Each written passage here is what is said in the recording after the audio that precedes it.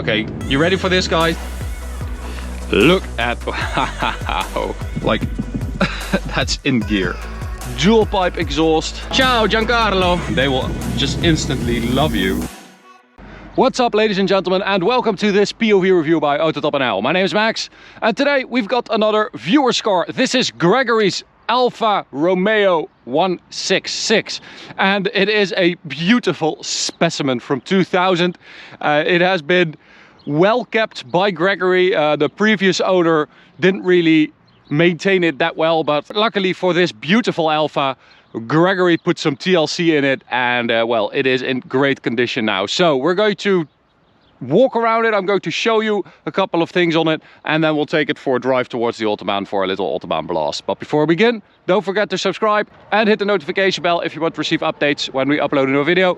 And check us out on Instagram if you like, at AutoTopNL. You can also check out the owner, Gregory, on Instagram, which is Dutch Alpha 166 Busso on Instagram. Check him out.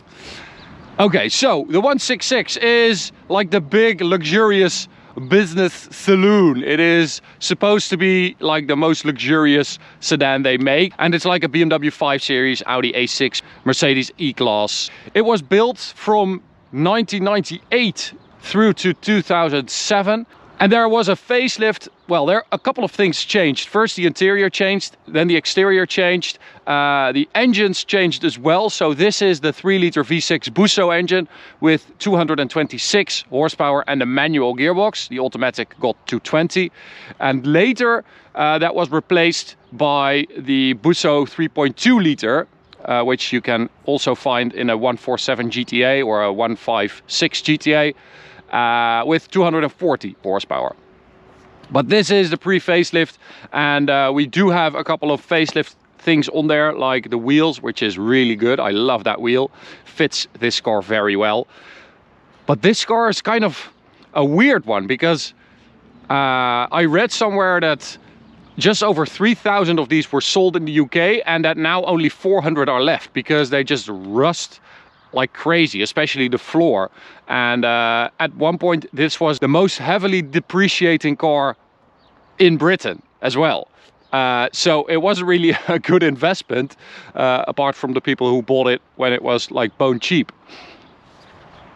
So it had a troubled past, this car, and it started a bit difficult as well, because it followed the 164, which was a very popular car, and that sold pretty well actually. But when it was time to make the successor to the 164, they actually had a lot of other stuff to do, like the 147, the GTV, the Spider. So they didn't really have time or money to make that and to build that, to come to market with that. So by the time that people really were done with the 164, they still had to wait a couple of years for this car, because after the facelift of the 164, it still took 6 years for Alfa to come with the 166. And I think that kind of left people disappointed, and that means that it didn't really have the best of starts. But I mean, honestly, I do think it's a pretty car.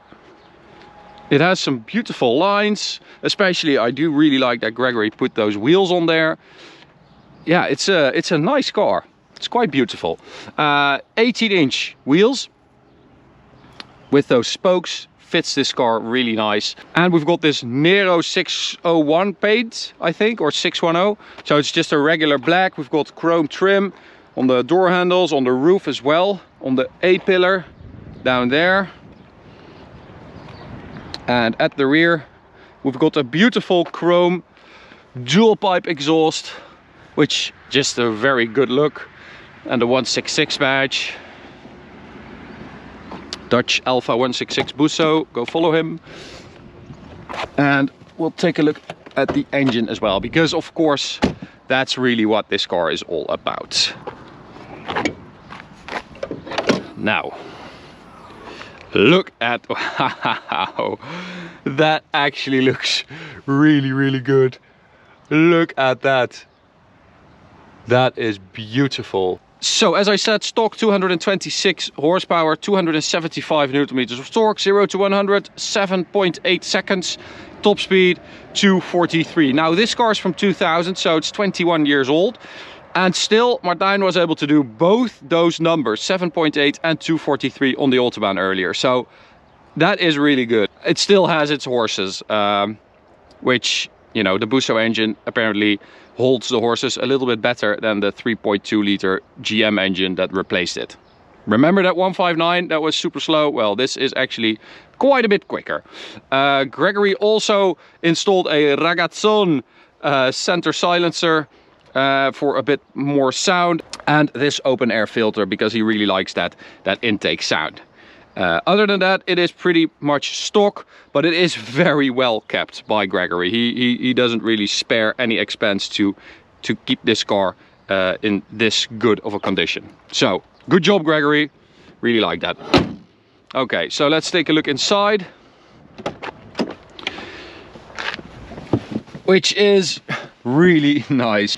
We've got this beautiful soft leather with those quintessentially Alfa seats with that pattern in there, and we've got a really nice, I absolutely love this steering wheel. It's so simple but beautiful. Yeah, I really like that. It is absolutely gorgeous. So I've got a manual gearbox, which is like that's in gear. So it's not the tightest of gearboxes, but it is nice to have a manual 6-speed linked to that 3 liter V6. Now, the cool thing about cars of this age is that there were so many V6s. I mean, you had the 2 liter turbo. I think there was a naturally aspirated 2 liter V6 and a 2 liter turbo, but I might be wrong about that. 2.5 liter V6, 3 liter V6, and a 3.2 liter V6, all in this car. And then you also had a couple of diesel engines. But a big difference between this 3 liter V6 and the 3.2 liter V6 that followed is that this one has a dual mass flywheel and the other one has a single mass flywheel. So that one revs out a bit freer. But this is still a very, very nice engine. Other than that, in here, I mean, it's actually pretty decent. I mean, it's in really good condition. Everything looks nice. You've got these super soft pouches of leather here on the doors. Yeah, it's in really good condition. Okay, so we've got the key here, and I'll open the door for this. Start it up.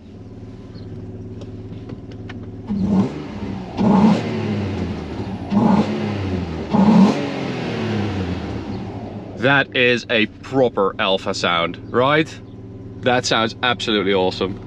All right, let's take it for a drive.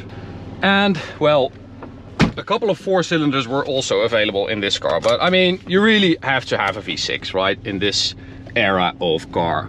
That is just the way everything was back then, and they were all nice.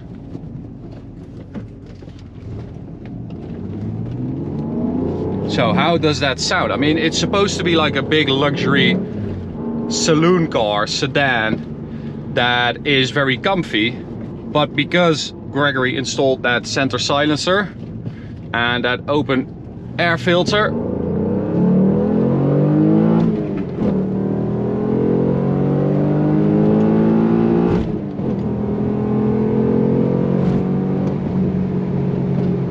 you actually have a pretty decent sound. I mean, it is a very distinguished V6 sound, you know. It doesn't really shout. It's just, it's very well behaved and smooth like butter. It is insane. I mean, that gearbox, you can move it around quite a bit in gear, but the gearbox itself is super smooth, and linked to that engine, the steering, everything is buttery.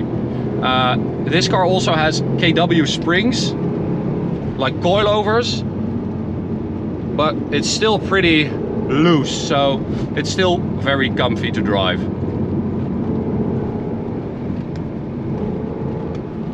But that's mainly what it is. It is a comfortable cruiser, and the fact that you do have that V6 sound, I mean, I don't know how much louder this actually is than stock, but it is a very good sound.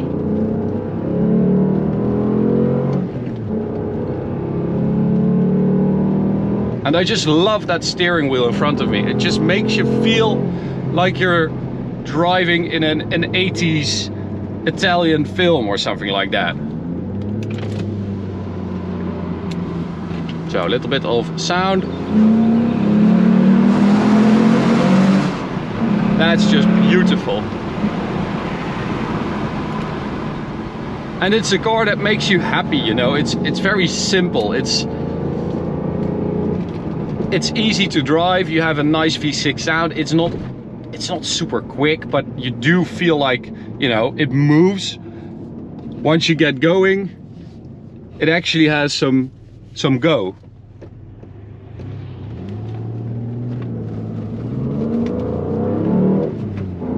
And there's one more feature that Gregory added to this car, which is probably my favorite, which you wouldn't really say if I told you that this has a different exhaust. And there is a feature I love more.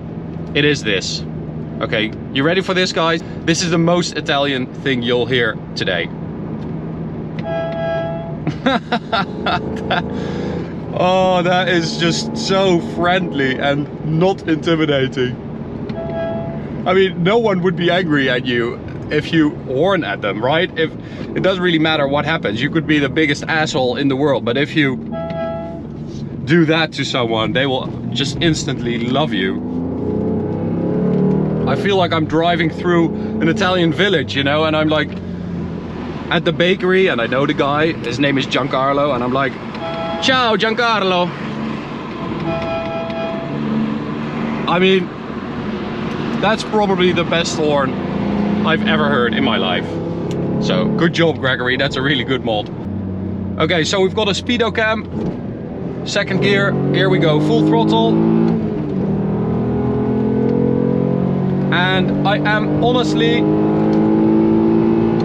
super impressed by the way this car still accelerates after all these years. I mean, that's just a testament to how well it has been kept and how well Gregory handles everything. Because of course we measured the 100 to 200 time, which was 21.64 seconds, which is just very respectable for a car of this age and this big.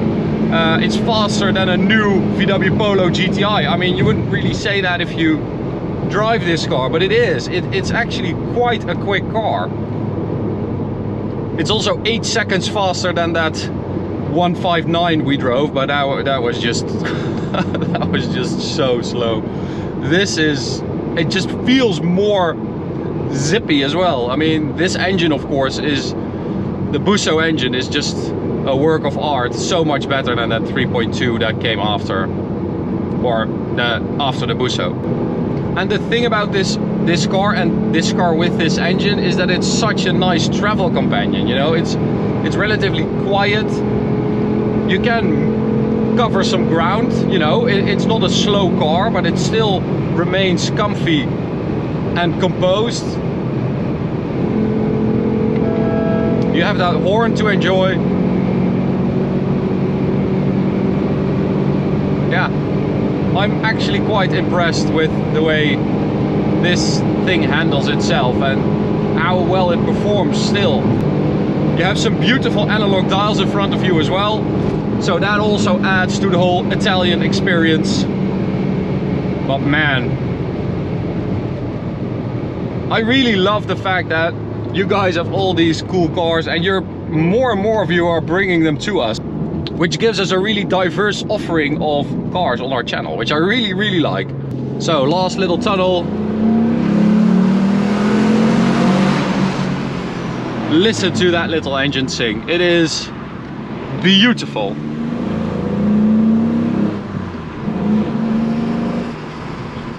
So that's it, guys, for this review. I hope you enjoyed it. I'm going to end it here. You can subscribe by clicking the big button in the middle. You can also check out this video or go check out this playlist of reviews. Thanks for watching. See you at the next one. Bye.